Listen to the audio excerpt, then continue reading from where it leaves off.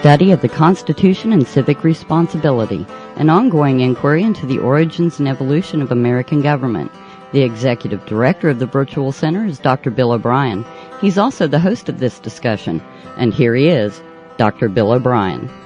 Well, Agnes, thank you very much, and welcome everyone to another week of programming here at the Virtual Center for the study of the Constitution and civic responsibility. We have entered a new month. Today is the first day of August in the year 2016. It is a pleasure to be with you today.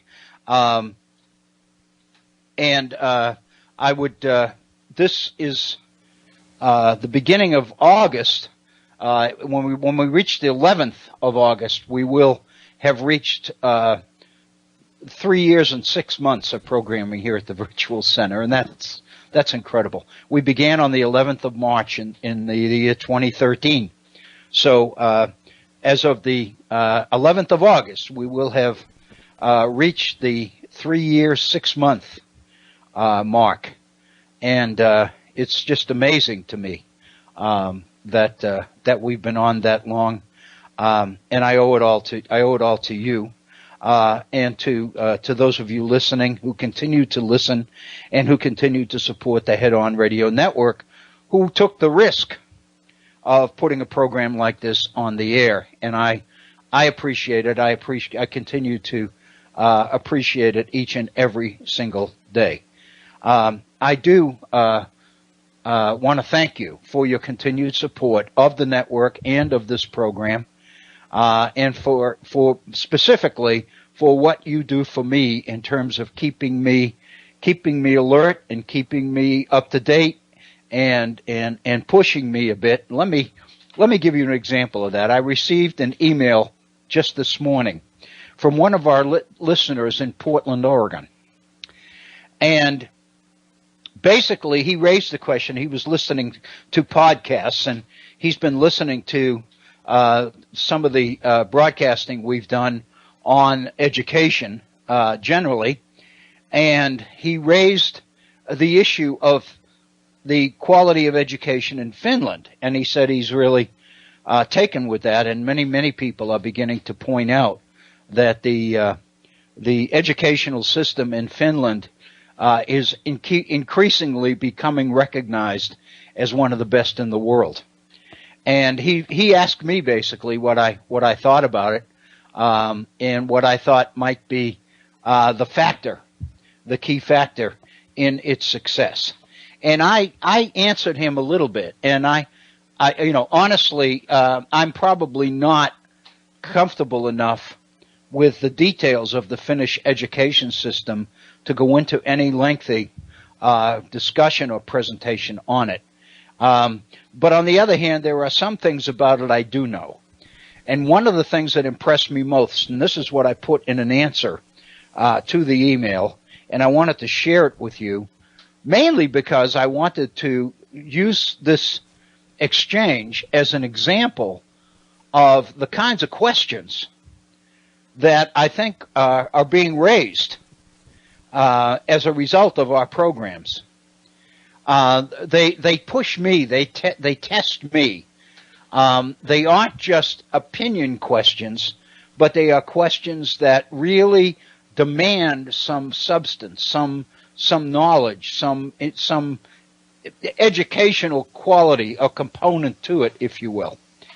The thing that I mentioned about the Finnish system is the level of respect that teachers have in Finland. Education is considered to be one of the priority professions throughout the nation.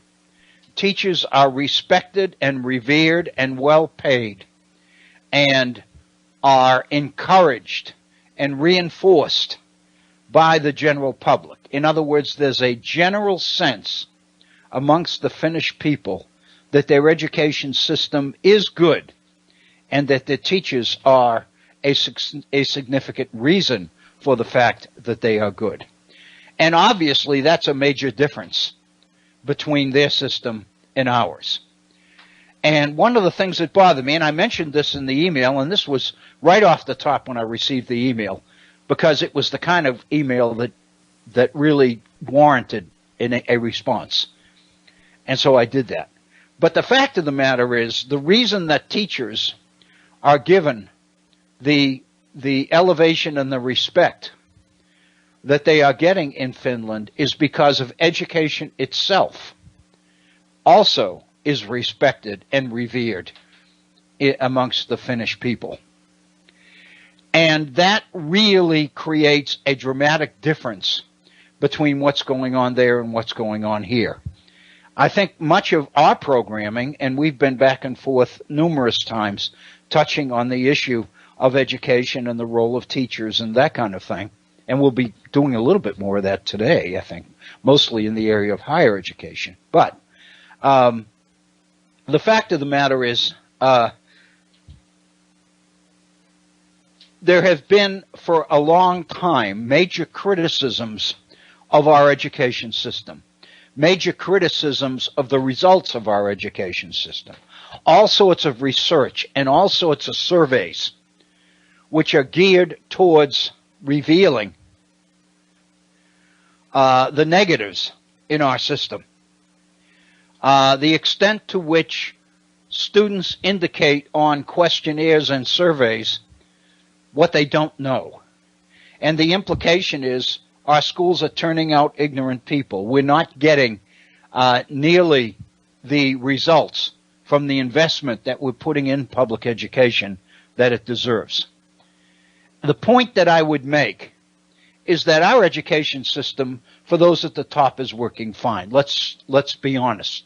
Let's realize that. The people who are doing well and have traditionally done well continue to do well. What's missing, of course, is the degree to which people have always believed and had faith in the idea that moving successfully through the education system resulted in some sort of a payoff at the other end. And, of course, we all realize in recent years that payoff hasn't been there. Jobs are declining. Jobs are becoming more and more scarce. The skill demands for those jobs are becoming more and more stringent, more and more competitive. More and more people find it difficult to meet that competition successfully. A number of people who are being displaced from jobs that they've had for a long period of time find themselves kind of hamstrung. They don't exactly know what to do or how to proceed.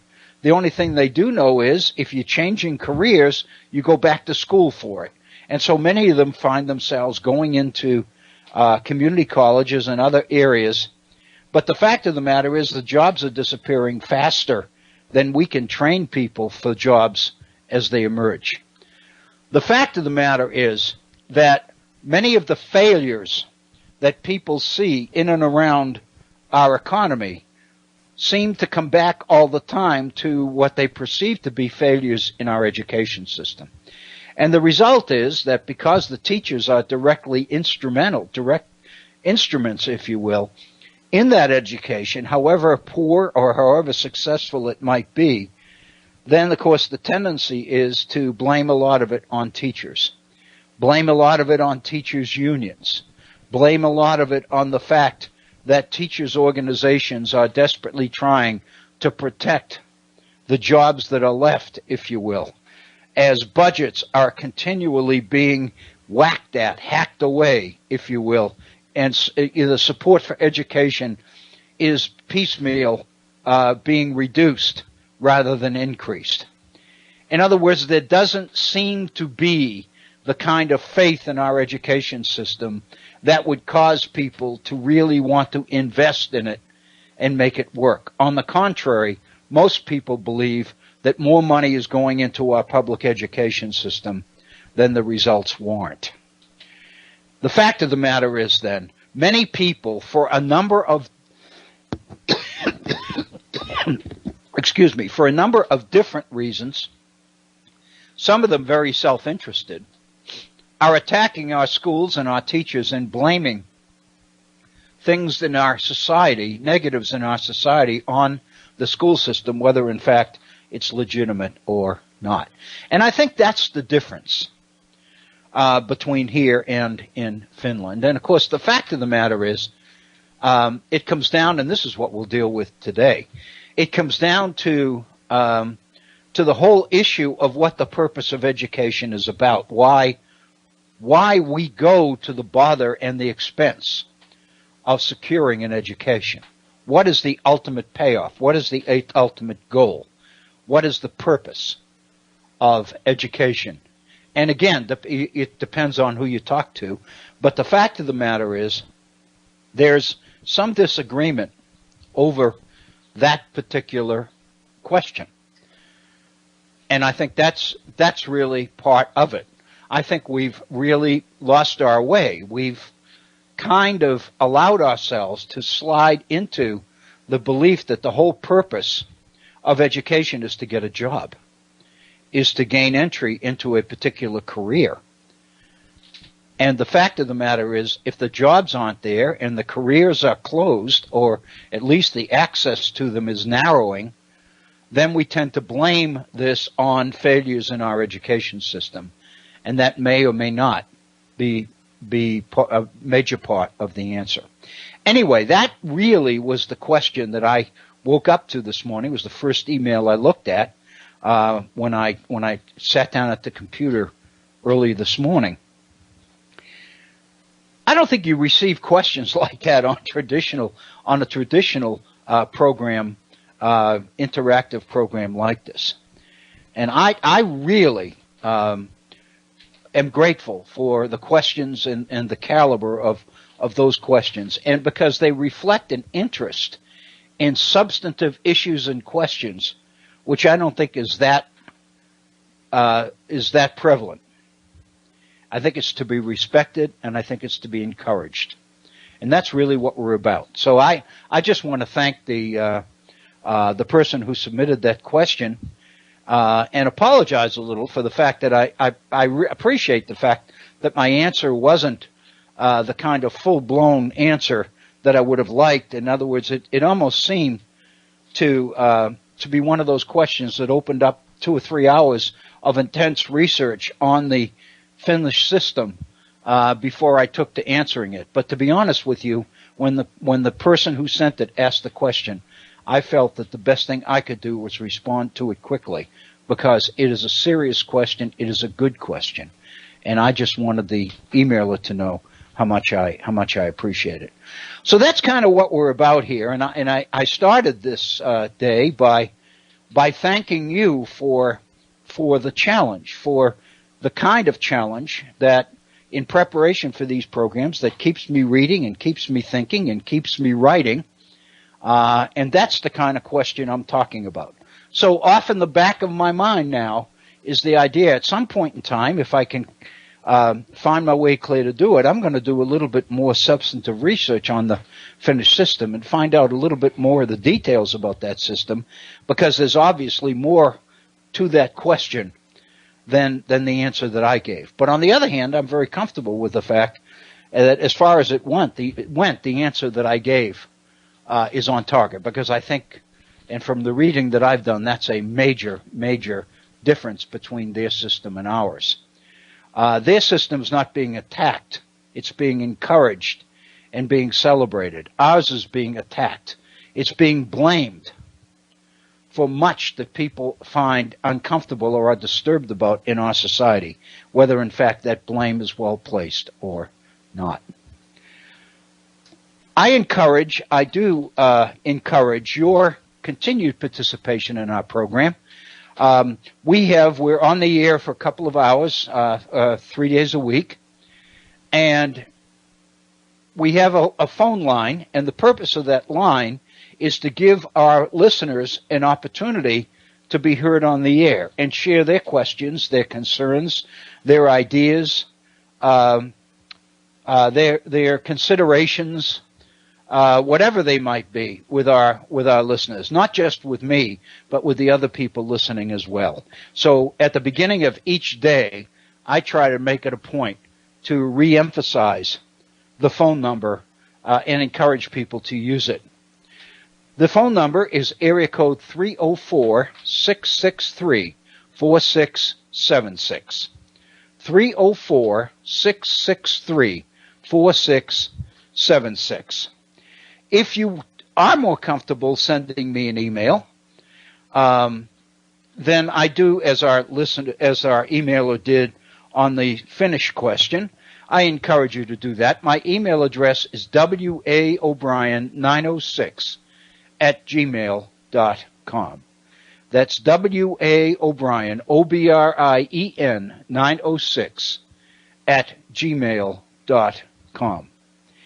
And again, I do encourage you to consult our Facebook page. We've had it now for better than 6 months.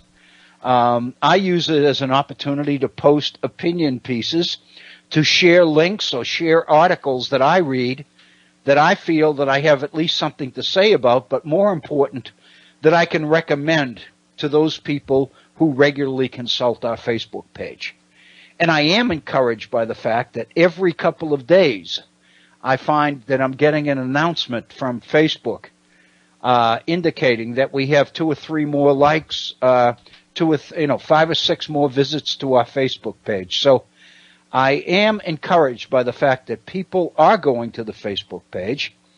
And what I do encourage is that if you go there and you read something that really strikes you and you want to respond to it, however it might be, whether it's to agree or disagree or raise issues that aren't there, then I encourage you to do that. There is a place on Facebook where you can comment on what's there. I encourage you to use that because I do everything that I can do. And I think you all know this, Facebook does this. Whenever anybody comments on a specific posting on the Facebook page, I get a notice of that. And so by clicking on it, I immediately go to the comment. And that gives me an opportunity to respond. And in that way, we can get a little bit of back and forth interaction going. And that's really the purpose of the program, it seems to me, because I think we all benefit from that. So again, if you go to Facebook, to the homepage, and you look at the search box at the top of the page and you type in the Virtual Center for the Study of the Constitution, you will be on our Facebook page. And I will share with you that a couple of the postings that I put on Facebook page over the last 3 or 4 days are part of our program today, because I haven't seen you since we haven't been together since I did these postings, and so I want to share them with you. And one of the postings, and I didn't reproduce this because I think so many of you are aware of this. One of the postings that I wanted to make reference to was the appearance at the Thursday night, the final night of the Democratic Convention, by Mr. and Mrs. Khan, the Muslim parents who lost a son in Afghanistan who received the Congressional Medal. And their appearance is getting all sorts of reactions. It's been the driving political theme of the weekend, because Mr. Khan, in his presentation, really laid into Donald Trump and the nature of the Trump campaign. And more specifically, Mr. Khan took the leadership of the Republican Party to task, by name Mitch McConnell and Paul Ryan. Mitch McConnell, head of the Senate majority, Republican majority in the Senate, and Paul Ryan, Speaker of the House of Representatives, took them to task for their apparent unwillingness to challenge or to take issue with Donald Trump. The point he's making, and it's a valid one, of course, is that as long as they go without challenging Donald Trump, they are in effect endorsing what Donald Trump says. And the fact of the matter is, if you look at the news coverage very carefully, you will pick up on the fact, as I have, that not so much Mitch McConnell, I haven't seen that much about him, but Paul Ryan especially has been, from what the media is telling us, pretty much torn because of some of the issues and some of the comments that Donald Trump is making. The fact of the matter is, as we are beyond the conventions now and have entered the mainstream of the fall political campaign, this is the first day of the first week, if you will, of the campaign, with two official nominees of the two major parties, plus, of course, the Libertarian Party and the Green Party as well. So we are into the campaign now. And the fact of the matter is, the Republican Party is pretty much in a bind because they really are stuck with Donald Trump. They don't have any option. And there are still, as we know, significant leaders, prominent Republicans, who have not endorsed Donald Trump. Many of them didn't even go to the convention. We talked about that before the conventions met. And the fact of the matter is, many of them, including John Kasich, who's the governor of Ohio, where the Republican convention met in Cleveland, didn't attend the convention. So the fact of the matter is that some of them are taking issue with Donald Trump, but many of the official leadership of the Republican Party, like Paul Ryan and Mitch McConnell, is not. And Mr. Khan's presentation made very clear that if they don't take on Donald Trump, they are in effect endorsing what he says. So the fact of the matter is, when Donald Trump speaks, he speaks for the Republican Party until the leaders of the Republican Party take issue enough to refute what he says. And so far, they haven't done that. A couple of them have taken issue with some of the specific things he said, but at the same time, they haven't questioned their endorsement of his candidacy. So in effect, the Republican Party, Donald Trump's campaign is putting the Republican Party in a difficult position. And I think what occurred this weekend as a result of the appearance at the Democratic Convention of Mr. and Mrs. Khan made probably clearer than it ever was before just how uncomfortable this whole situation has become for many Republicans. And of course, the initial reaction to the Khan presentation at the Democratic Convention focused principally on Mr. Khan taking a copy of the U.S. Constitution out of his pocket and holding it up before the convention and basically asking Donald Trump specifically whether in fact you've ever even read this. And if you haven't, I would be happy to lend you my copy. And that really, on Friday morning, was the key feature, even more so than the acceptance speech of Hillary. That really was the issue. And then Donald Trump, as he's wont to do, instead of backing off and changing the subject, Donald Trump took on the Khans. And it seemed like, as one person made the comment this morning, if you're in a hole, the worst thing you can do is keep digging.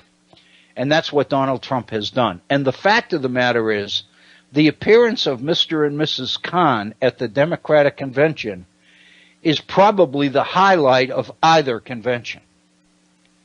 I think if you talk about the quality of the speeches, of course, that's another issue.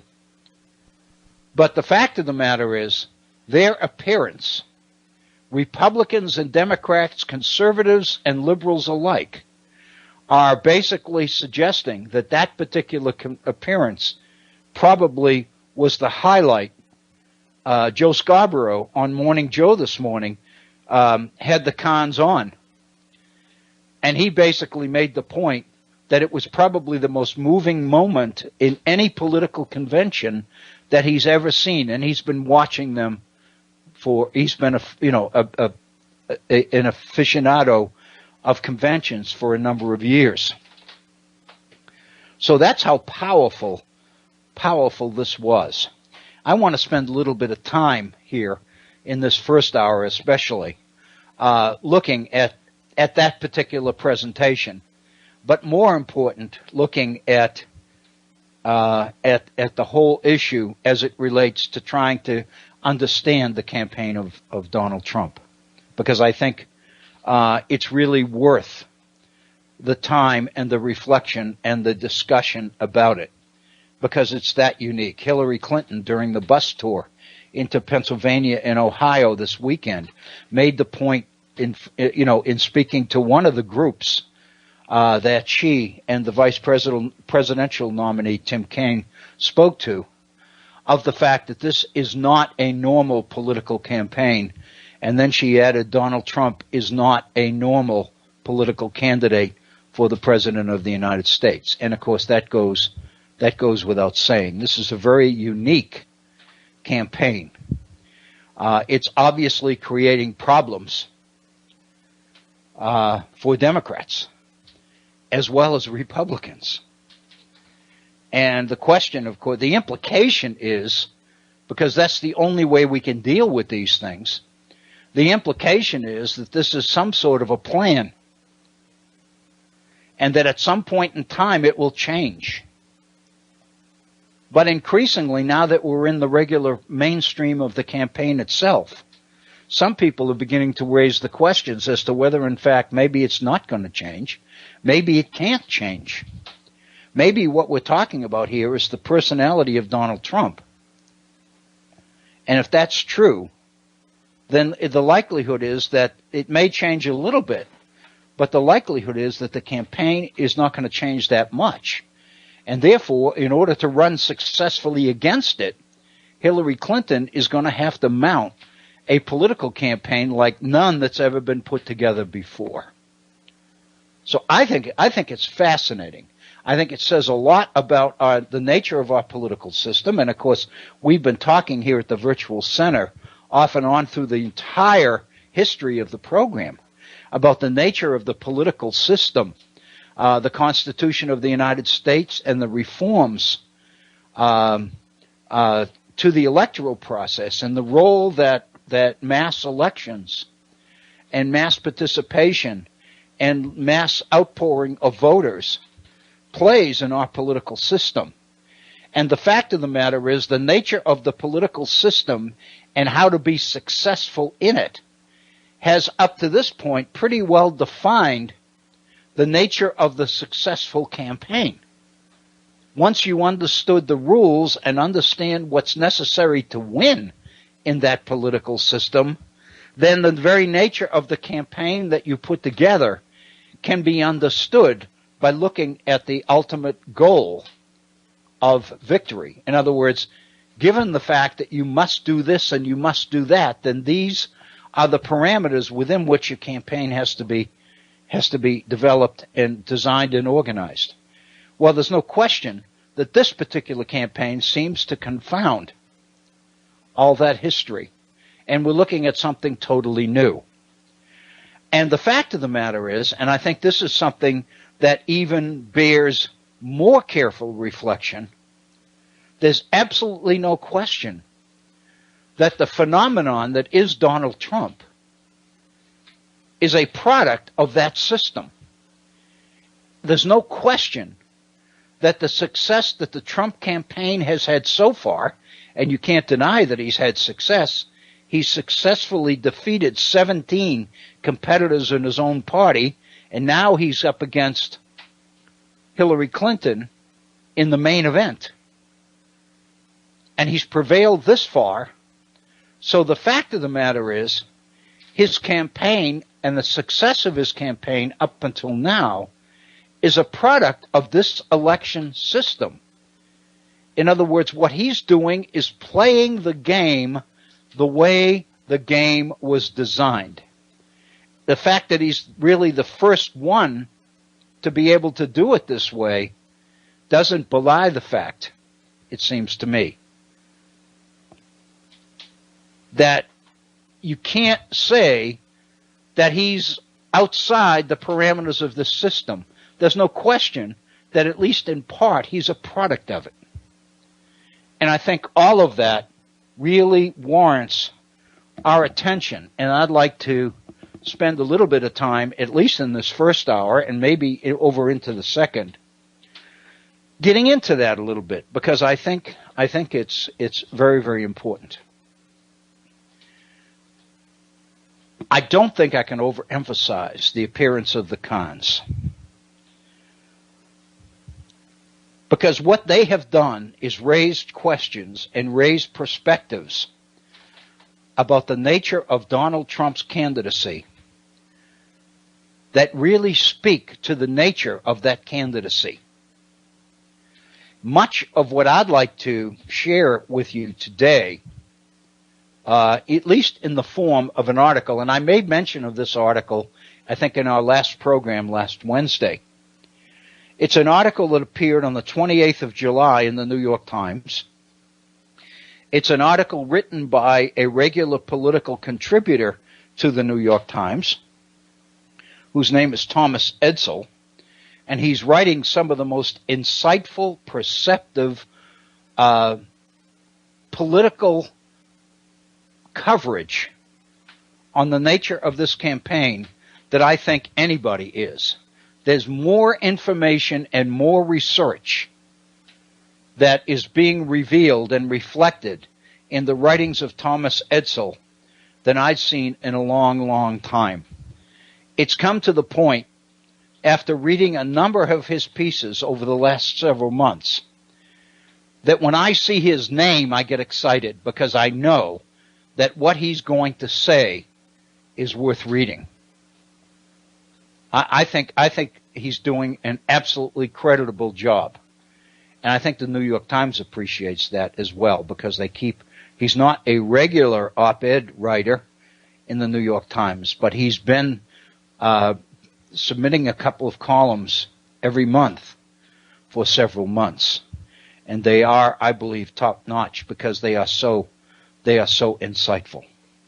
Last Wednesday, when I mentioned the latest piece by Thomas Edsall, I made reference to the fact that he was going into various pundits, psychologists, social psychologists, and political scientists, trying to get at the personality of Donald Trump in order to try to get a handle on the nature of his candidacy and what made it so different, or what makes it so different. I think that up until this weekend, a lot of that was theory. It was abstract stuff. But I think the presentation of the Khans and Donald Trump's challenge to the presentation of the Khans at the Democratic Convention on Thursday evening has opened up the nature of the Trump campaign as no event in this campaign so far has done. I think that the nature of the controversy between Donald Trump and the Khans is really opening up for all to see the nature of the Trump campaign and what makes it so much different than any previous campaign we've ever looked at.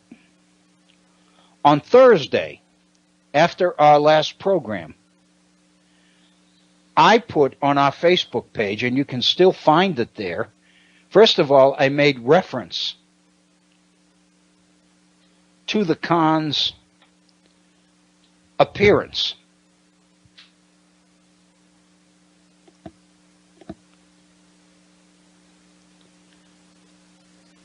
And actually, there were two pieces that I put on Facebook. One addressed the Khans' appearance at the convention on Thursday evening. The other addressed the Thomas Edsall piece in the New York Times. Because I recognized when I read the Edsall piece that he was beginning to get to the heart and soul of the Trump campaign, which most people weren't able to. He was really beginning to zero in on what made the campaign the unique political entity that it is. And I believe the controversy that erupted over the appearance of Mr. and Mrs. Khan reinforces that. So I think, in a sense, the controversy which continues, the Khans were on with Morning Joe this morning. They were on several of the Sunday morning talk shows. They were the hottest thing in town. They were brought from their home in Charlottesville, put up in a hotel in Washington, D.C., so that they would be available for all these political appearances on Sunday morning, and they made several.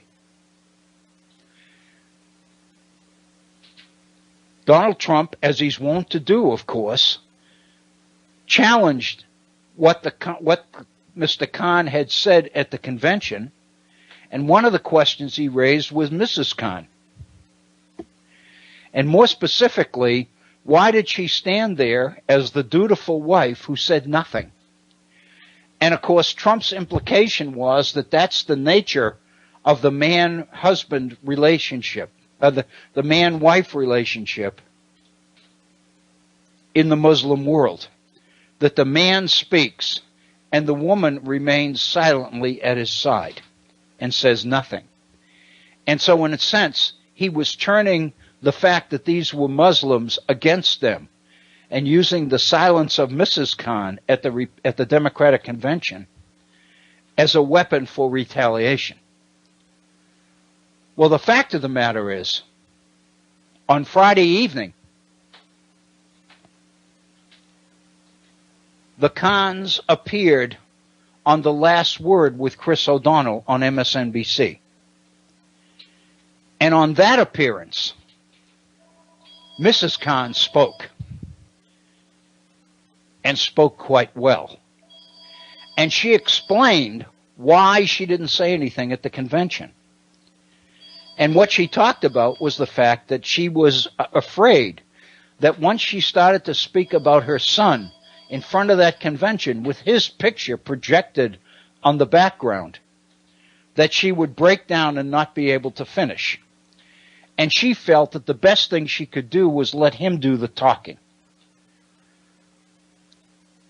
But the fact of the matter is, on the Lawrence O'Donnell program on Friday evening, Mr. Khan, after Mrs. Khan had spoken about why she didn't say anything at the convention, Mr. Khan then began to talk about her.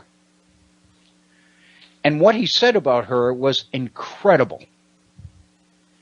And basically his argument is that she's really the strong one.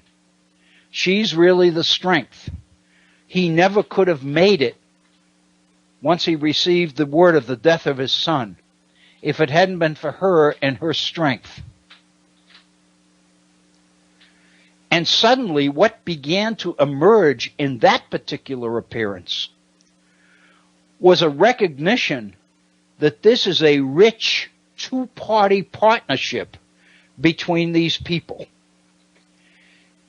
And rather than speak to the stereotype of what a Muslim relationship is like between two people, these people spoke to a relationship which does credit to any marital relationship, whether it be Muslim, Christian, or anything else.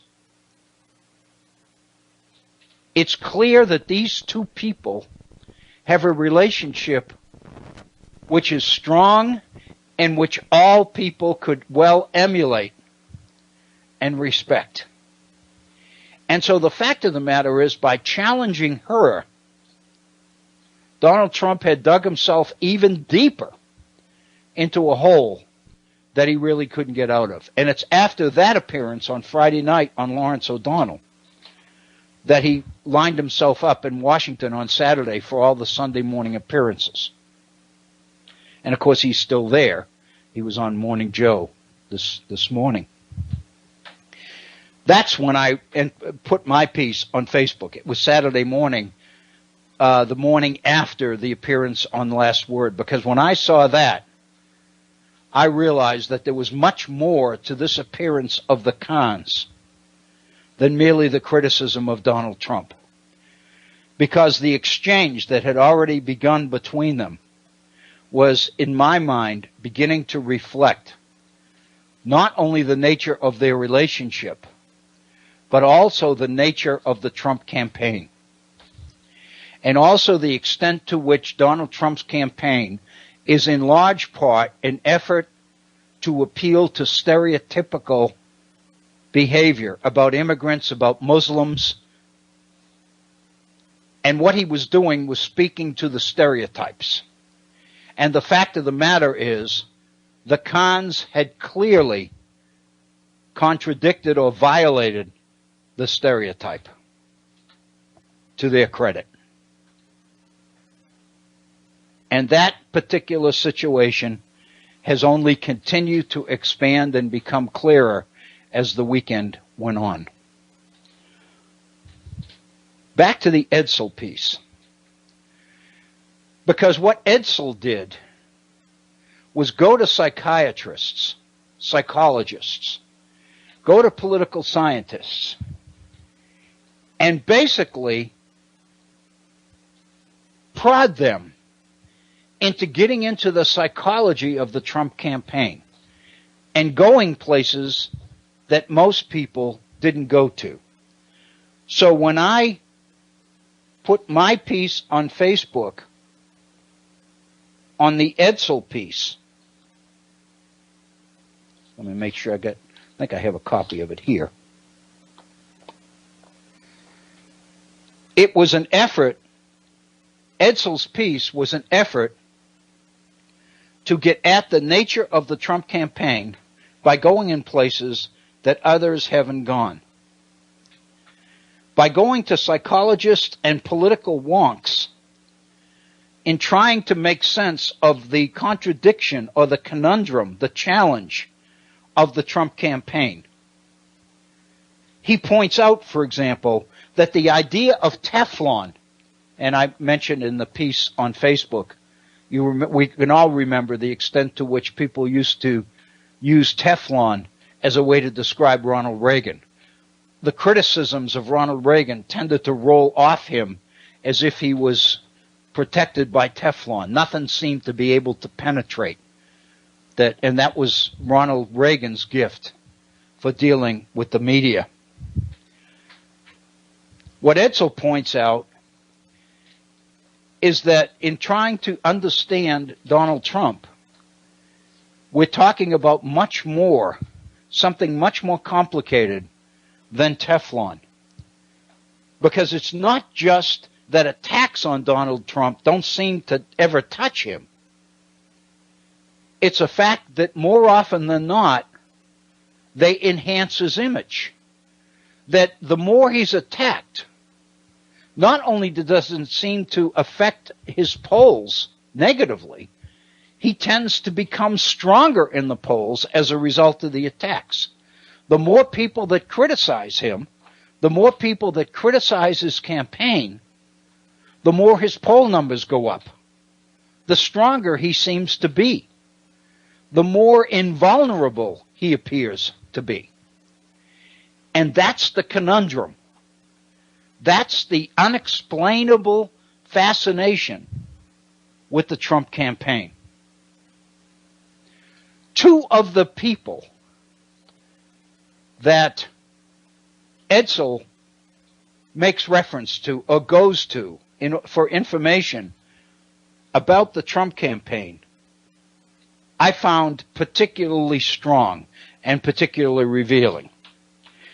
And I believe I made reference to these on our last program, if I'm not mistaken. One of these was Mr. Robert Borisage, who was co-director of the Campaign for America's Future. And in his explanation to Thomas Edsall about what makes the Trump campaign unique, different than previous campaigns, Borisage says the following: Democratic think tanks and surrogates and experts will dissect the proposals and show how they fail. In other words, they'll poke holes in the specific proposals that Donald Trump makes. But, Borisage says, that won't mean much because Donald Trump is an attitude. He's a direction, not a policy agenda. Until you begin to see Donald Trump for what he is, which is an attitude, a direction, you can't successfully go after him. And that's what Borisage is talking about. And when I put this entry on Facebook on the 28th of July, basically the point that I made was how profound this particular point of view is. Let me read what I said. It implies that the more ammunition one uses against Trump's positions, the more experts you can consult to illustrate Trump's astounding ignorance. Joe Biden made the point at the convention that Trump, quote, doesn't have a clue, unquote, on issues or on his outlandish suggestions for solving problems like building the wall, deporting 11 million illegals, etc. The more you firm up his appeal. If you attack him on the absurdity of the specifics of his campaign, the stronger he becomes. The key, of course, is to get at the basis of that appeal. Why? What does it mean when Borisage refers to Donald Trump as an attitude or a direction? What does it mean, and how do you address it?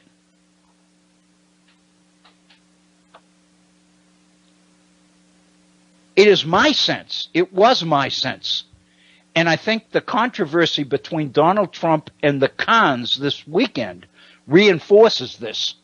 That's why I'm so excited about this Khan appearance, because I think what he's done is verify many of the things about Donald Trump's campaign that we can only speculate about in the abstract. This weekend, the abstract became real. Donald Trump's response to the Khans is validating the abstract perceptions that up until this weekend were only that, perceptions. Basically, when you attack Trump on the specifics, on the policies that he's promoting, and he doesn't promote a whole lot of those, you are affirming his campaign. You aren't weakening his campaign, you're strengthening it. Because his campaign is not based on policies or positions. His policy, as Borisage said, he's an attitude or a direction. He is speaking for the millions of Americans that nobody up until now has ever spoken for before. He is speaking for what we used to call, Richard Nixon used to call it, the silent majority. The millions of Americans who rarely say anything, mostly because they don't have anybody to say it to. Nobody ever listens to them, to the point that they've stopped talking except to each other. They don't assert their point of view because nobody takes their point of view seriously, because they aren't experts. They aren't highly educated people. We know, the polls tell us, that most of Donald Trump's support is coming from white, middle class, uneducated, or undereducated Americans. The people that are being displaced in the new capitalism that we spent so much time talking about when we were looking at the writings of Richard Sennett. These are the people who have never had a way to be heard before until now. And now the way they are being heard is to endorse and support Donald Trump. The criticisms of Trump, the criticisms of his policies, the absurdities of his position on issues doesn't matter to these people. They don't care, because the irony is Trump is about as uninformed on many of the issues he opens up on as the people who are supporting him. And the fact of the matter is, the only way that we traditionally know to criticize an opponent is to criticize the specifics of the opponent's position. The fact of the matter is, the strengths of Trump's campaign is that it is not based on the specifics, on the content, on the substance. It's based on the fact that Donald Trump has connected to, has somehow touched these people as nobody before ever has. When he's speaking for millions, because somehow he's been able to tune in to what they want to say, but nobody would ever give them the opportunity to say it. Donald Trump is giving them that opportunity. He is them. He is their attitude. When he speaks, they speak. Nobody ever before had given them the opportunity to be heard. Donald Trump is being heard. Oh, is he being heard? Consequently, the more you attack him, the more you challenge his ignorance on issues, the more you challenge his policies, the more you challenge the absurdity of many of his proposals, the more you reaffirm them, the more you reaffirm why they continue to support him as much as they do. So the more you criticize him, the more you're criticizing them for their ignorance. And the more you do that, the stronger for Trump their support becomes. I think it's fascinating. I think it's brilliant. I'm not even sure that Trump himself could explain or define what the basis of his support is. All he knows is it's there. He knows that when he has a rally, there are thousands of people there. There are thousands of people that can't get in to the large auditoriums and venues he speaks in. And it becomes necessary to pipe his comments outside the arenas that he appears in. The crowds are huge. The irony is, the only one who got anything like the crowds that Donald Trump is drawing is Bernie Sanders. And the fact of the matter is, it appears that the reasons are the same. It appears that Bernie Sanders is also taking on the establishment. He's also speaking for the silent, for the people that never have a chance to speak. He's raising questions about the economy being rigged, about the election system being rigged, about Wall Street being given unfair advantages, about the absurdity and the obscenity of big money in politics, about the evils being wrought on our political system by the Citizens United decision of the Supreme Court. In other words, many of the positions that Bernie Sanders was espousing are positions that these people have.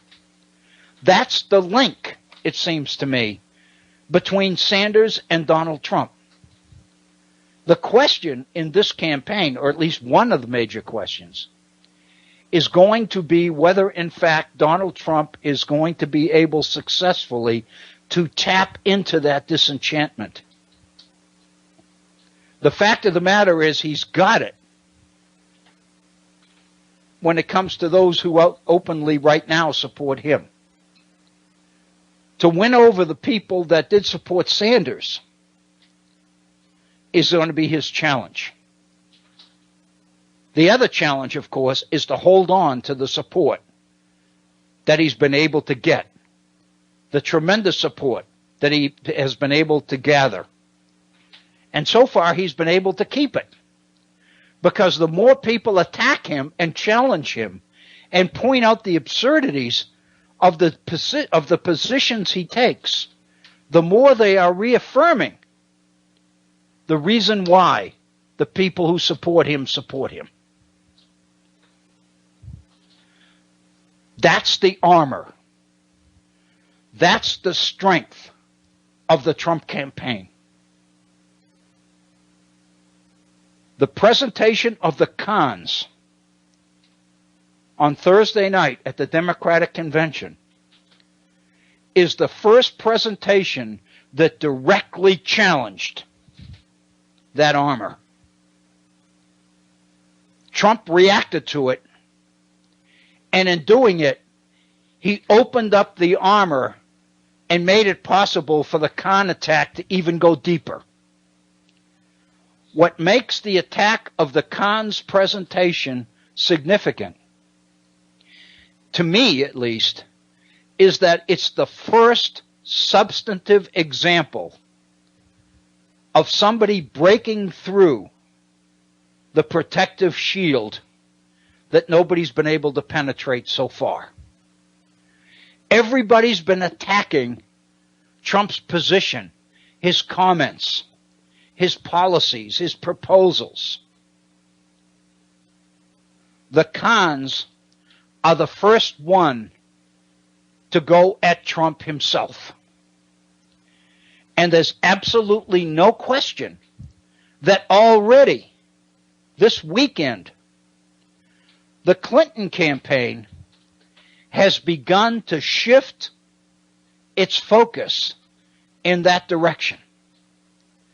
The attention of late has been much more on the fear factor that Trump's campaign is based upon, on the fact that Trump is frightening, on the fact that the office of the president is being demeaned by Trump's comments and Trump's behavior, the Constitution, the reverence we have for the founders, many of the things that people in this nation revere and feel almost a sense of religious conviction about are being challenged and belittled by Donald Trump. And the Clinton campaign is beginning to reflect that. It's beginning to go in that direction. I would suggest that the vulnerability that Trump revealed in response to the cons may be, up to this point, the most important factor in this campaign, in the entire campaign that's been going on for a year. That's why I think it's so important. In this particular article that Thomas Edsall puts together, that's what I think Borisage means by calling Trump an attitude or a direction, not a policy agenda. He has basically introduced a whole new dimension into this political campaign. And it's only now that the opposition is beginning to appreciate the reality of that particular dimension and is beginning to go for it. Beginning to structure the campaign to take advantage of that. On Facebook, on my entry on the 28th, I was reacting to Edsel's piece. And I speculated. In other words, I tried to put myself in the position of the white, middle class, under and uneducated people that were supporting Donald Trump. If you could get them all in one room and ask them en masse, why do you folks support Donald Trump? What is he saying that attracts you? Then I speculated that this would be their answer. Damn it, I've heard enough from the experts. I've heard enough about the economy from the economists. Enough on foreign policy from think tanks. I've heard enough about crime in America from the criminologists. I've heard enough on not being able to find a job that pays a living wage from trainers and college professors and counselors and all the rest. Why hasn't anybody ever asked me? I'm living in this economy. I know what the economy is like. Ask me and I'll tell you. Why has nobody ever asked me? I'll tell them what it's like. I'll tell them what's wrong with ISIS. I'll tell them what ISIS is all about.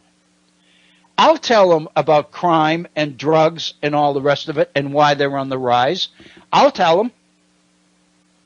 The only one who's ever thought about me, the only one who's ever cared about me is Donald Trump. The more you attack him, the more determined I am that damn you, you're going to live with him if I have anything to say about it.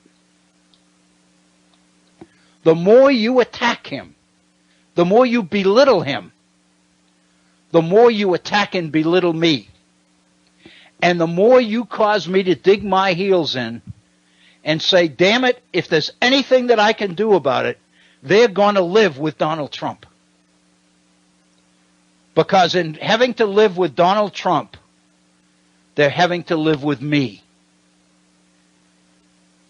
And for the first time, they're going to have to care what I think about some of these issues, rather than coming at me with all of these experts and all these professionals and all these numbers and all these surveys and all these policy wonks and computer geeks who are putting together computer models, trying to figure out what makes me tick. I'll tell you what makes me tick. All you need to do is ask me. When I wrote on Facebook, that's the position I tried to take. I tried to put myself in the position of these people and imagine a situation where for the first time, the people who never asked these people their opinion before on anything suddenly had them all in the same room and said, okay, this is your chance. Why are you supporting Trump? Edsel does that. What Edsel's article does, like no article I had seen up to that time, is present the Trump campaign in that context. One of the people that he consults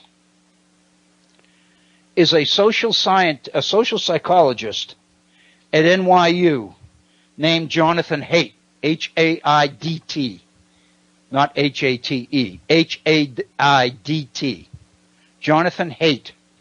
He used to be at the University of Virginia in Charlottesville. He's now at NYU.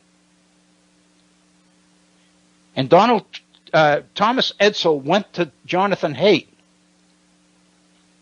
and asked him about the Trump phenomenon. And this is what Haidt responded. Haidt says, the mind is divided into parts that sometimes conflict with each other.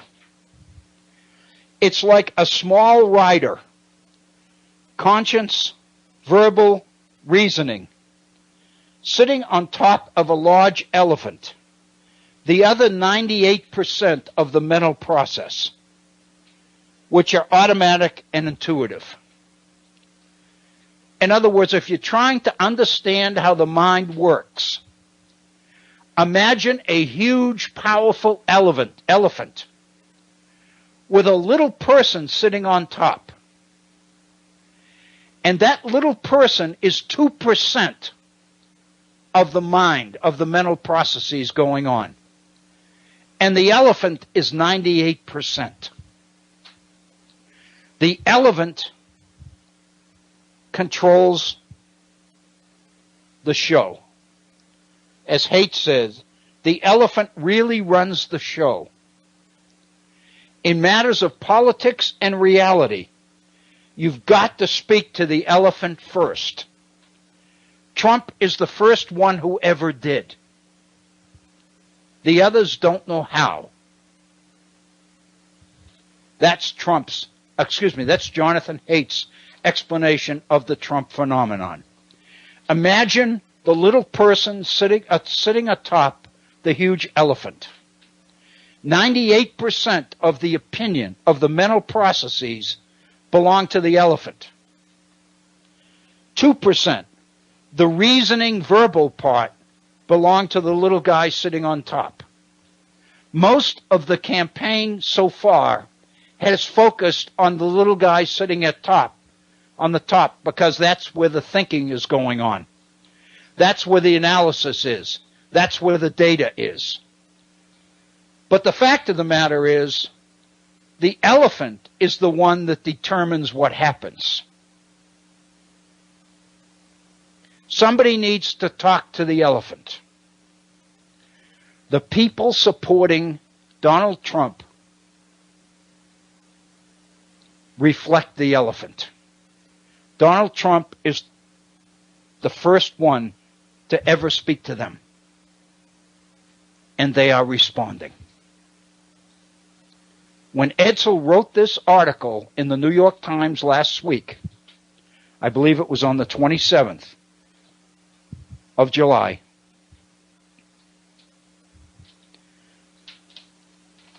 he was speculating. He was speaking in the abstract.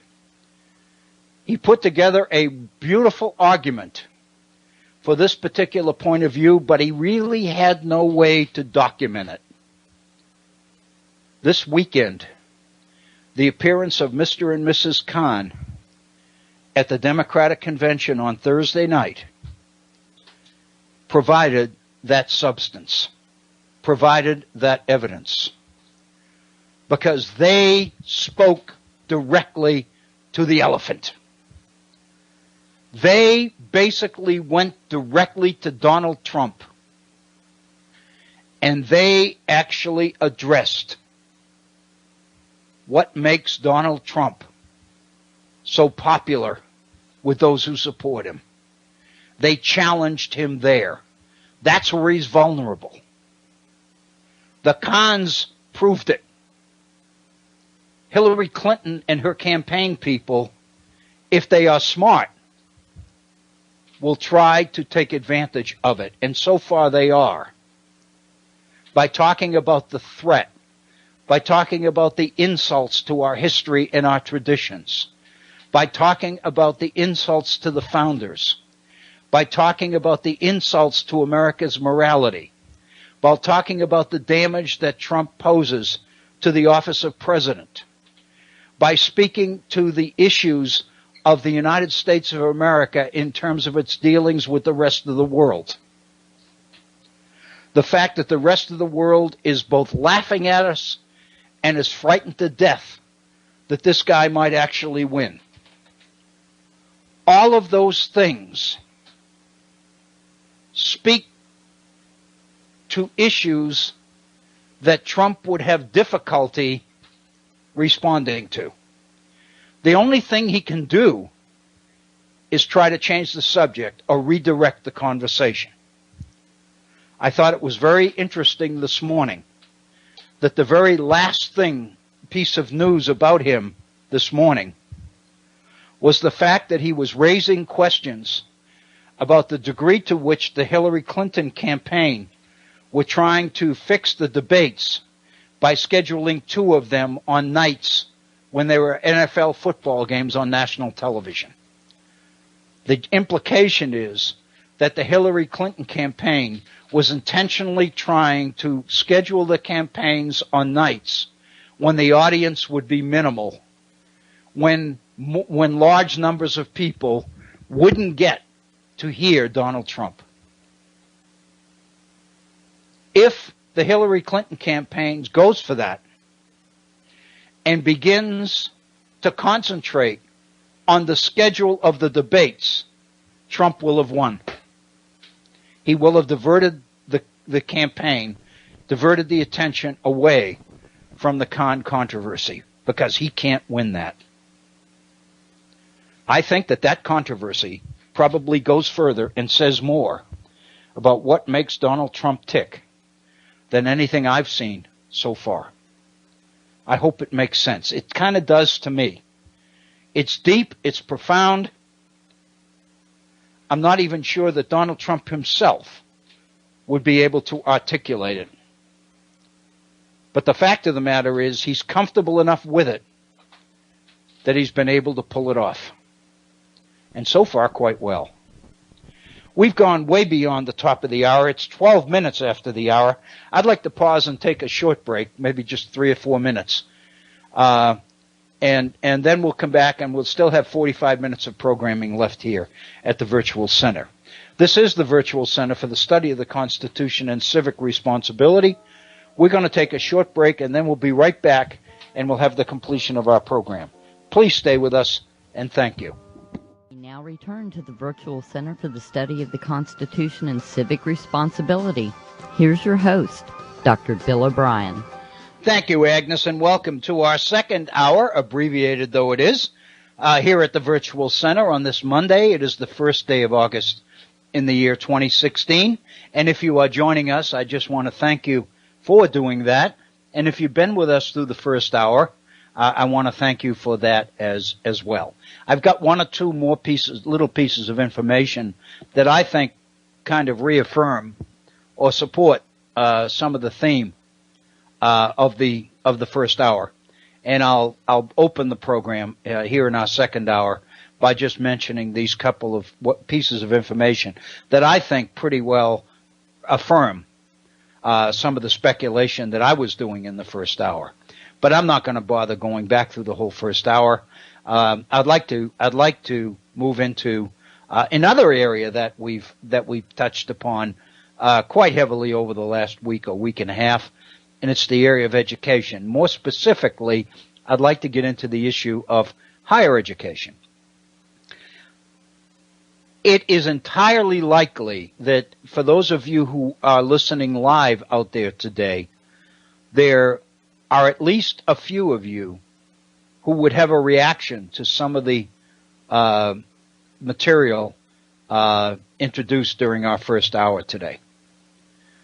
It's pretty controversial. It's pretty abstract. As I said in my little chat comment on the chat line to Agnes in order to kick off this second hour, it's pretty abstract. It's pretty deep. But in essence, it does seem to make some sense, at least to me. I hope it did. I hope it's something that causes us all to just reflect a little bit more and a little bit more carefully on some of the things that are going on. Because I agree, this campaign is like few others. And so I think one's understanding of the nature of our political campaigns is going to have to kind of make room for this one, because this one belongs in any overview of the nature of our modern political campaigns. We have a phone number, and it's available just to get your thoughts and your ideas on the air. So if you have something that related to our first hour that you would like to share with our audience, I do invite you. I would love to hear from you. Our phone number is area code 304-663-4676. 304-663-4676. And again, I remind you that if you'd like to share your thoughts with me in an email, I'd love to hear from you. I do commit to the fact that I will respond to you, if nothing more than at least to acknowledge receipt of your email.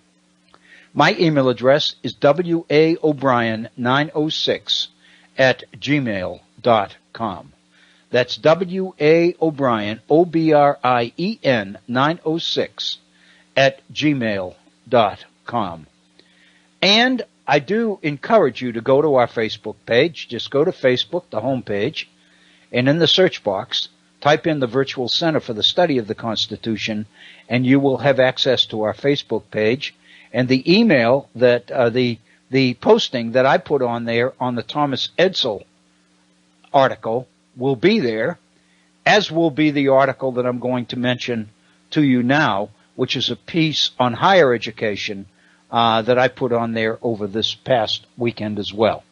I might say that we're having a rainstorm, a pretty good soaking rain right now. The reason I mention that is because the one thing they knew for sure this morning was that the chances of us getting any rain today were pretty remote. We're having a pretty good rain right now, so I guess they were wrong. I've been watching it for the last hour cloud up like it was going to rain, but I kept thinking to myself, well, they said it's not going to, so I guess it's not going to. There's no rain in the area, they were saying.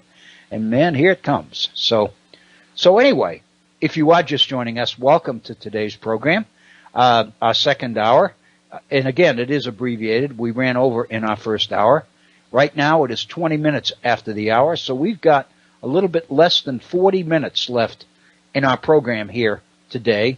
And obviously, if we're into something that we can't finish, we'll finish tomorrow. Let me remind you that our program tomorrow, being Tuesday, will begin 1/2 hour later than today. We'll start in the Eastern time, 1:30 p.m., rather than our normal starting time of 1 p.m.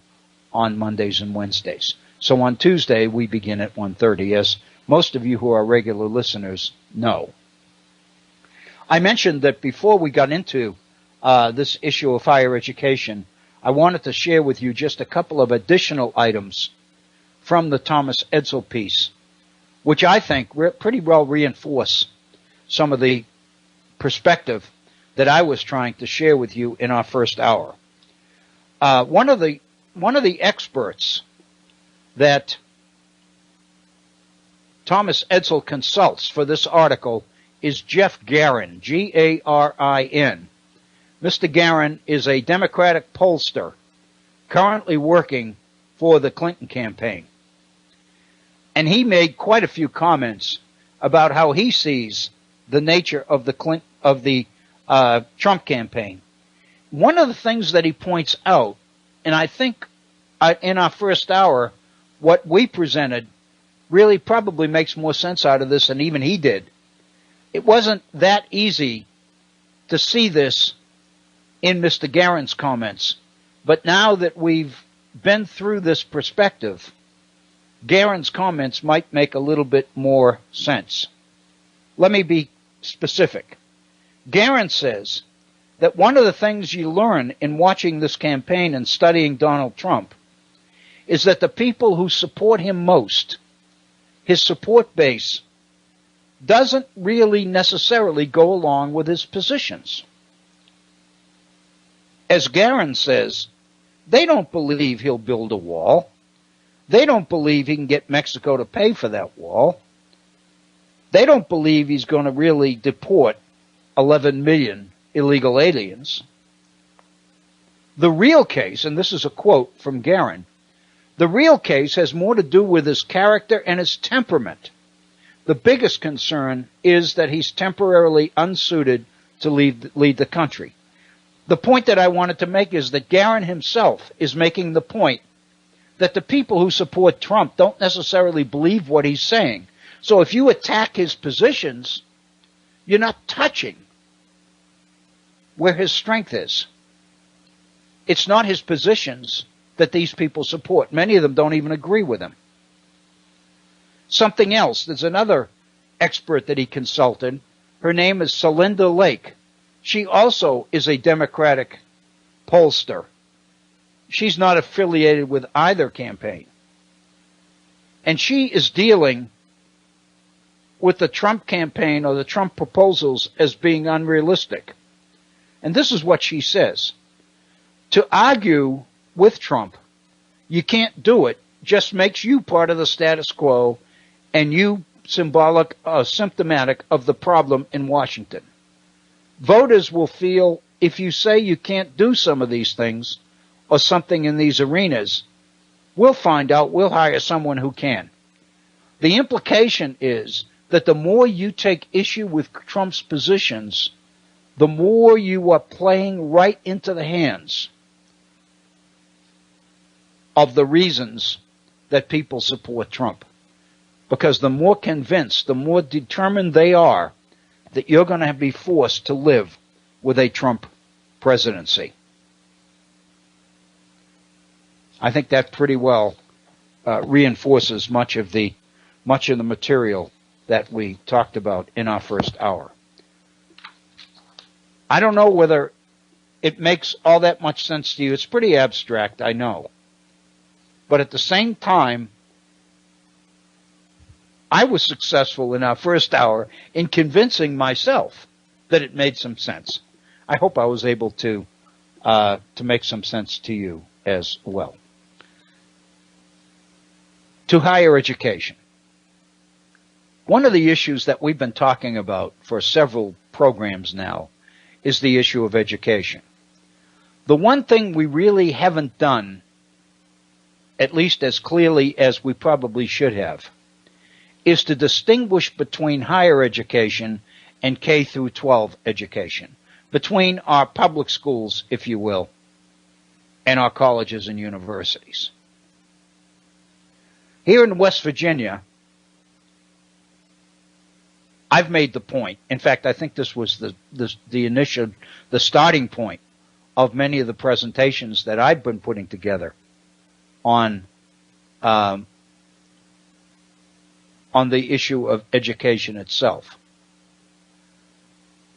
Is based on the Democratic candidate here in West Virginia for governor, Jim Justice, who is chairman and CEO of the Greenbrier here in southern West Virginia.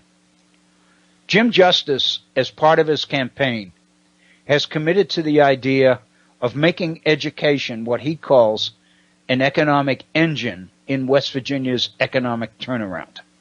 That rather than continue to cut education and continue to treat it as if it wasn't significant or wasn't important, Trump is committing to the idea that we're going to basically approach education for the important item or entity that it really is. And instead of continuing to cut it, we're going to invest in it. We're going to make education a key part of what we expect to be an economic turnaround in this state. And the fact of the matter is, when you're talking economic development, you're talking post-secondary education for the most part.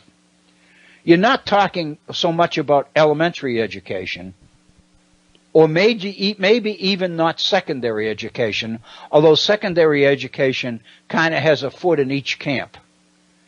When you talk about economic development, you're talking about preparing people for the careers and the challenges of the modern economy.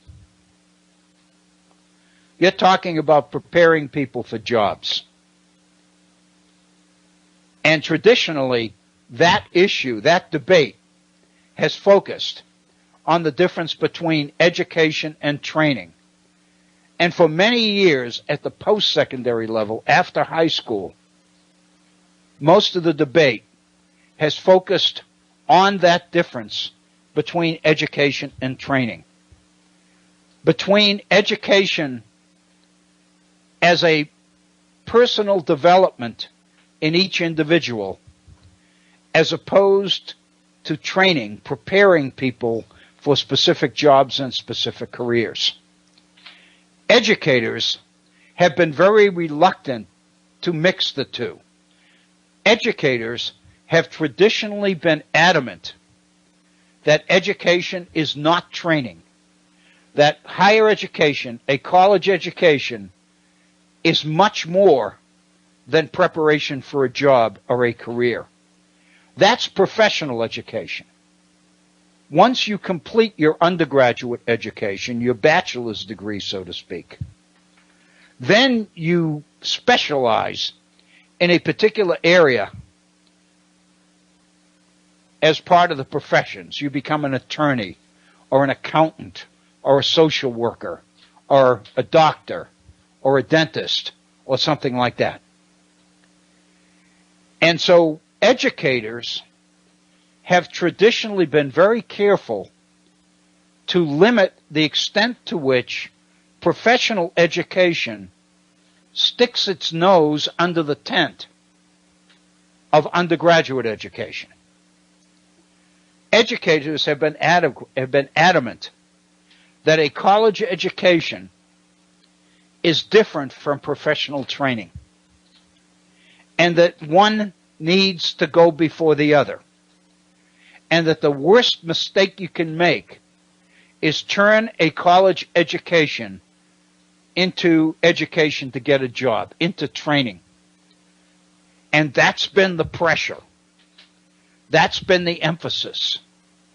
Many people today continue to argue, in this day and age, if a college education is not to help you get a job, what good is it? And that's why so many people in college have been saying, I would love to major in English literature or in history or in philosophy or in music or in art history or something like that. But let's face it, you can't get a job in those things. So I have to specialize in business management or in accounting or sales or something specific that's going to give me what I need to get a job.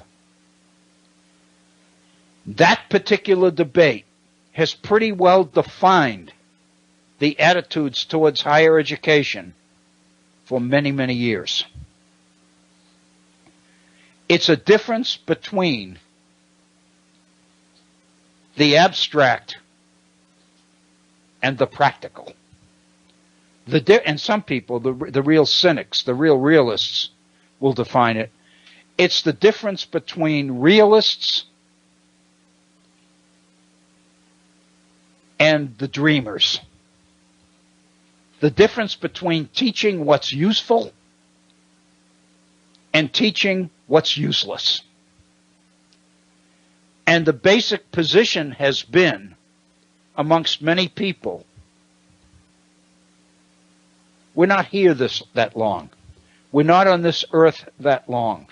We're surely not in college that long.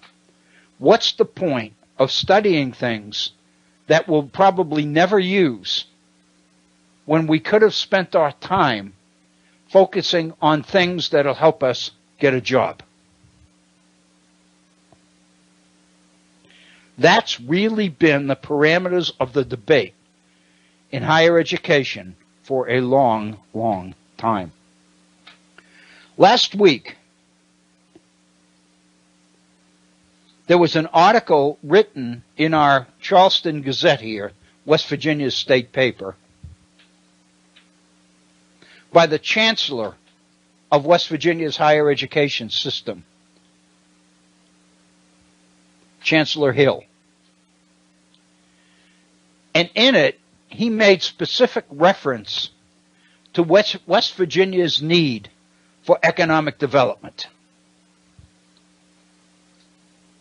The point of his article was to make the point that if education was going to become a driver of economic development, then clearly higher education was going to play a major part in that effort, in that initiative.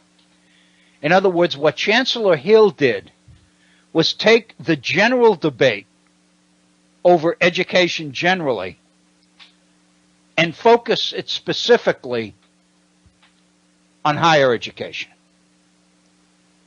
And he began to talk about higher education here in West Virginia, most specifically in the public colleges and universities in West Virginia. And let me pause for a moment and remind you, because we've dealt with this before, that West Virginia, even though it's one of the smaller states in terms of population, has more colleges and universities per head, per person, than any other state in the Union. I believe the Chancellor makes the point that there are 14 public colleges and universities in West Virginia, and that for a population of approximately 1.8 million. West Virginia has fewer than 2 million people, yet we have 14 public four-year colleges and universities. And what Chancellor Hill focuses his article on is the extent to which the economic turnaround, the economic development in West Virginia is going to depend on these institutions, on the quality of higher education in the state. I put a piece on Facebook. I first of all put the link, shared the link to Chancellor Hill's article on our Facebook page. And I dealt with the article itself. And I pointed out that the link between higher education in West Virginia and economic development was a connection that clearly got my attention, since I've spent my whole career in higher education. When people start talking about higher education's role in economic development, I listen. And I read this article very carefully. And I asserted on Facebook that overall I was very disappointed in the Chancellor's article, because in it there was not even a hint that anything in higher education in this state would change. And what disturbs me is the fact that higher education has been functioning in this state all the while the West Virginia economy has gone down and down and down. In other words, higher education, as it affects jobs and the economic environment in West Virginia, has not been an effective player. I don't mean that our colleges and universities have not been successful. They have. But the fact of the matter is, with the exception of a few specific areas, like teacher education and social work, much of the higher education in West Virginia has prepared people for job opportunities that don't exist here. And many of those who have completed their education, their higher education in West Virginia, and are now ready to go to professional school or graduate school, have gone out of state to do it. Because the fact of the matter is, the economic opportunities available here have been very limited and have been going down rather than up.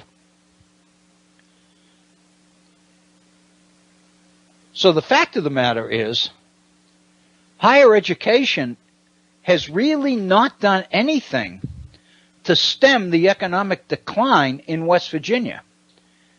It's prepared some of our brightest young people for economic careers, but most of them have not been here. To the point that some years ago, the state adopted a particular program scholarship program called the Promise Scholarship Program for promising high school graduates, the intent of which was to keep them in West Virginia. The thinking was that if the taxpayers of West Virginia subsidized the college education of West Virginia youngsters, then the likelihood is that these youngsters would stay in West Virginia. But the fact of the matter is, for many it hasn't worked. For some it did, but for many it wasn't successful.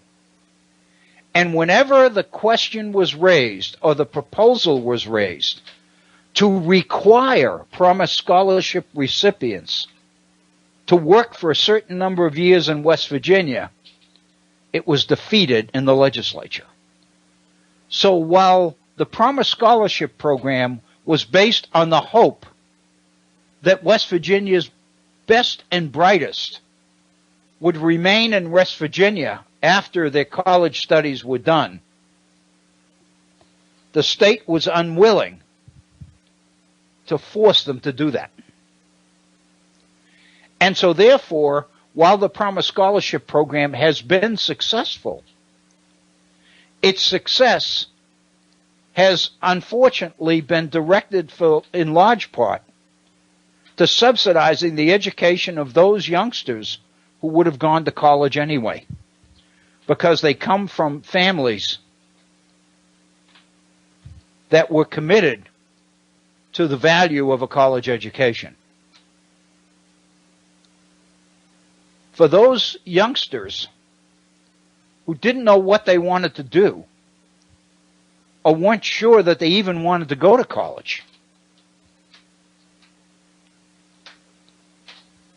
unfortunately, many of them didn't get that much out of their higher education experience. The fact of the matter is, less than half of the high school graduates who went to college right out of high school, many of them getting some sort of financial support, well less than half ever graduated from college. Most of them went a year or two and for one reason or another left the state, left the college, whatever. But the fact of the matter is, even if the state had invested in their higher education, the state really got no material visible return on its investment. It seemed to me that the situation screamed for some sort of change, some indication that if higher education was going to play a major role in West Virginia's economic turnaround, there was some change that was going to have to happen in the way higher education operated in the state. But there was nothing in Chancellor Hill's article to indicate that any such change was in the offing. So in my piece on Facebook, I raised a couple of what I think are pertinent points about higher education in West Virginia, about the colleges and universities. For example, one of the points I raised was the fact that all but two of the public colleges and universities in West Virginia have been experiencing significant enrollment declines over the last several years. In other words, while the West Virginia economy has been going down, so also has college enrollment, which seems to me to indicate that not that many West Virginians saw any connection between economic success and completing college. So it seemed to me that colleges more and more were serving the people who were raised in households where college was a given. But the people in West Virginia that really needed to be educated, that needed to be served in larger and larger numbers, weren't going to college. Yet I didn't see any indication of that in the Chancellor's article. The point that I made was the following. If our colleges and universities committed to serve all those West Virginians who need more education and training, uneducated and undereducated adults who rarely even get a look because they don't meet admission standards, then these institutions would be hiring additional staff, not laying staff off.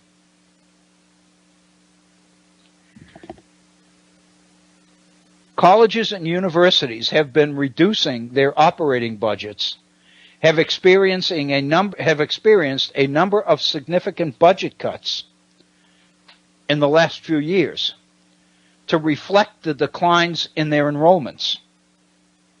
So in a sense, budget reductions in higher education have gone hand in hand with the enrollment declines in higher education, which seems to indicate that there's little apparent connection between higher education and a meaningful economic turnaround, unless some sort of change occurs.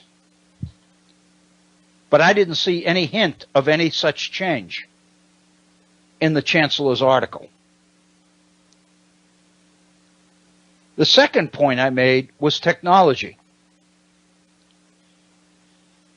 If available technology was brought into play and was used effectively, broadband where it's available, DVDs and the United States Post Office where it's not, then many of these institutions could begin to develop their own stream of prospective students.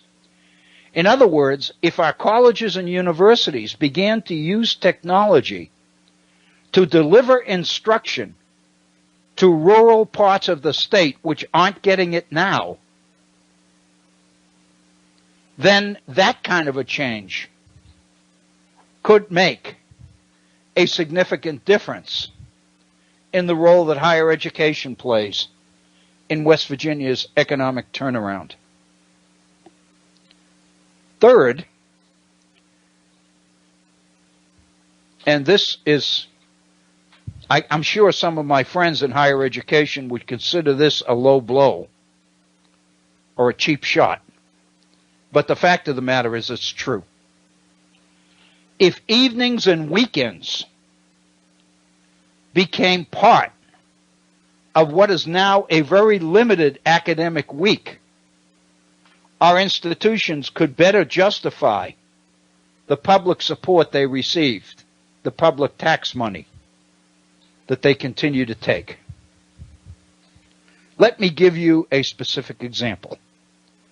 One of the things here in West Virginia that is getting all sorts of visibility, all sorts of publicity, is the fact that West Virginia University has made the decision to locate a campus in southern West Virginia, specifically here in Beckley. And many people are talking about the fact that the existence of a West Virginia University campus here in Beckley was going to be the signal for a major economic turnaround in the southern part of the state. And therefore, many people are becoming very excited about it. The fact of the matter is, up to this point, there's been no evidence that higher education generally is doing anything different than it's done for many years past. An example. There's a 4-year institution here in this area of southern West Virginia called West Virginia Institute of Technology. Some years ago, about 20 years ago, a little over 20 years ago, West Virginia Tech, so-called, affiliated with West Virginia University. Part of the reason was that Tech's enrollment was declining to the point that there was some danger as to the future viability of the institution. There was some concern that if enrollment continued to go down at West Virginia Tech, the school might not be able to survive.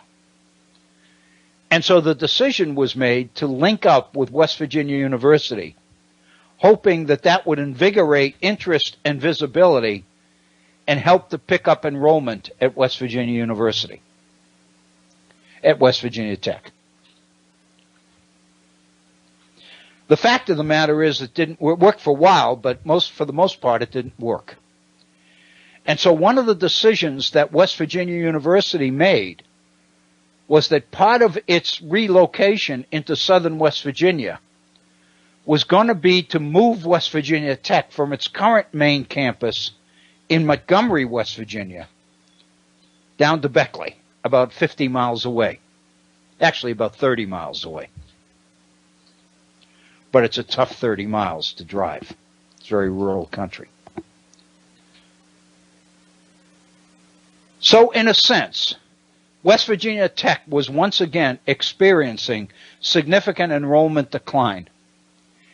And so West Virginia University's position seemed to be, by relocating Tech from Montgomery to Beckley, that would be a shot in the arm to West Virginia Tech, the fact that it's affiliated with West Virginia University. A friend of mine did some research over the last couple of years in West Virginia Tech. And more specifically, what he was looking for were evidences that West Virginia Tech was doing things to turn around a declining enrollment. And one of the things he found was, as an example, looking at last fall's schedule of West Virginia Tech's classes, he found only 3 classes, not programs, but classes, that ran after 3 o'clock in the afternoon. In other words, even though West Virginia Tech was confronted with declining enrollment to the point that there was some danger as to whether it would even be able to survive, it continued to offer all of its classes, all of its programs, in the same Monday to Friday, 9 a.m. to 2 p.m. schedule that it always had. Nobody went after the evening programs. Nobody went after prospective evening students.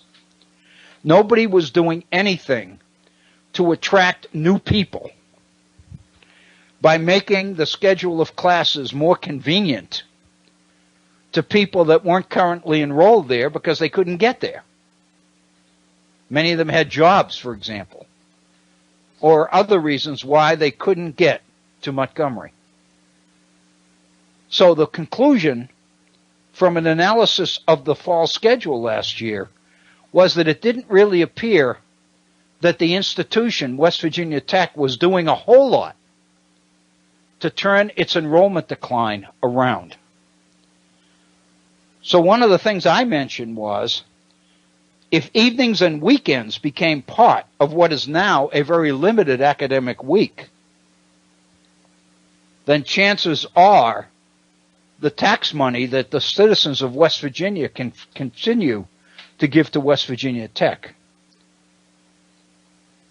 would be somewhat justified.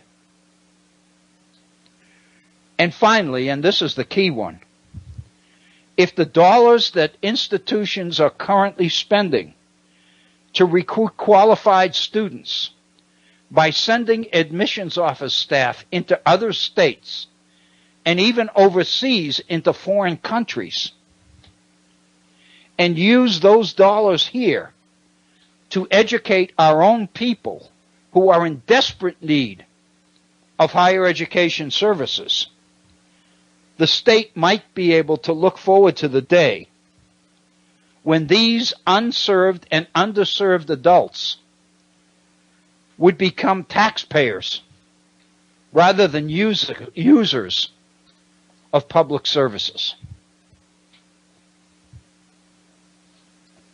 In other words, these institutions needed to begin to find ways to serve the significant numbers of West Virginia citizens desperate for higher education services. The fact of the matter is, none of the public colleges and universities are doing it. It's not totally their fault. They're afraid that they're going to lose funding, scholarship money, foundation money, grant money, that their standards, their academic standards are going to be questioned. It's going to look like they're lowering their standards by admitting people who don't meet admission qualifications. The point of my piece in Facebook was that the situation seemed to scream for some change in higher education. But the fact of the matter is, there was nothing in the Chancellor's article, and let me be specific here, the Chancellor of the higher education system is the overall administrator, the leader of all the public higher education institutions in West Virginia. He's the boss. So the fact that he would write an article in the state newspaper about the important role that higher education needed to play in the state's economic development, without supporting any change in the way higher education in West Virginia did its business, seemed to me to be a major weakness in the Chancellor's article, in the Chancellor's argument. So based on that, and based on what we've done here at the Virtual Center over the last couple of weeks in education, but most specifically focusing on higher education, I put together this week an article on what higher education would have to do in order to make the meaningful contribution to economic development that the Chancellor asserted that it would play. My point is that that higher education is not going to play that important part unless it begins to make some changes in how it does business. It ain't going to be easy. I know that. I understand that. What I then would like to do, and obviously we're right at the end of our program day today. We've only got about 2 minutes left in today's program. What I would like to do is share some of my thoughts on what higher education in West Virginia could do in order to become a meaningful contributor to economic development and economic turnaround in this state. I think it's significant. I think that Jim Justice's idea that education in West Virginia could become the kind of economic engine that not only drove economic development, but actually began to attract people here. That West Virginia could actually become a place, something similar in a way to Silicon Valley, where people would migrate to it rather than desperately try to find ways to leave it. Because this was a place that was dynamic and had its eye on the future. This was the kind of place that they would like to raise their kids. This is the kind of place that featured the kind of quality of life and standard of living that attracted people not discouraged them and drove them away. I'd like to share those thoughts with you in tomorrow's program. But right now, I think it's time for us to sign off. It is 2:59 p.m. in the East. We have less than 1 minute to go in our program today. I just want to take the time to thank you. Thank you for tuning in and invite you to come back again tomorrow. Remind you that our program tomorrow will begin 1/2 hour later than today. We'll be beginning at 1:30 p.m. in the East rather than 1 p.m. And until then, I hope you have a great evening, a wonderful evening. Be kind to each other. And thank you so very, very much for your continued support and attention. Thank you.